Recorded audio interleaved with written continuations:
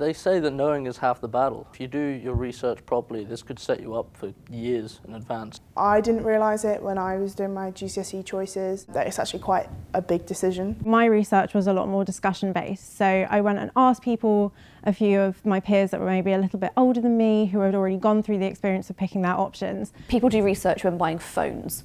Like, has it got the best camera? How much memory has it got?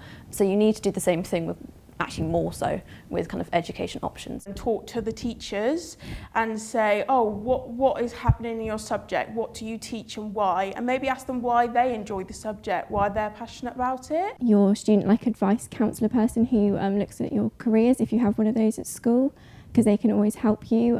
If you say you want to do a certain career, they could be like, oh, I advise you to do this GCSE. Speaking to parents is good, although what they think might not be what you particularly want to do. I remember doing a quiz and we had to answer loads of questions about our personalities, things like that, what we enjoy, and then it came out with our top options of careers, things like that.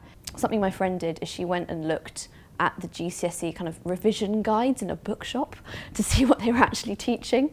BBC Bite Size is a great one that was around when I was doing my GCSEs. A lot of people would look at the content that was on there to kind of give them an idea of what would be on their GCSE courses. Internet is just incredible for everything. It's such a good resource. There is Fast Tomato and the National Career Service, which gives you kind of different job profiles. There are chat rooms of students that have said why they picked the subject they did. So if you have an idea of what you want to do in the future, first of all, write it down somewhere so you don't forget.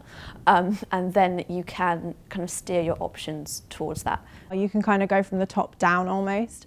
If you have a rough idea of what you want to do as a career, it definitely makes it a lot easier to pick what options you do at GCSE. It's a lot easier moving forward. You find the job and then go down and see what you need along the way to then make it so that you can go forward, if that makes sense.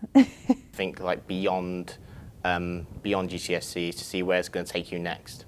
Always look at the next stage. So when I was picking my GCSEs, I didn't look at my A-level or BTECs or any choices like that, and I certainly didn't look at degrees. I thought I knew what I wanted to do. Don't worry too much, don't get bogged down with what's in the future. Just think, okay, what do I enjoy, what am I good at the minute, and what can I keep improving on? And you just need to make sure that you're looking at your course for your year rather than previous courses, because GCSEs change and the grading systems change, and the way they kind of mark the exams, that all changes. So it may feel like you're missing a step by looking at your A-level, BTEC, apprenticeship, T-level choices before you've gone through your GCSEs, but it's good to look forward to know what you need to do now.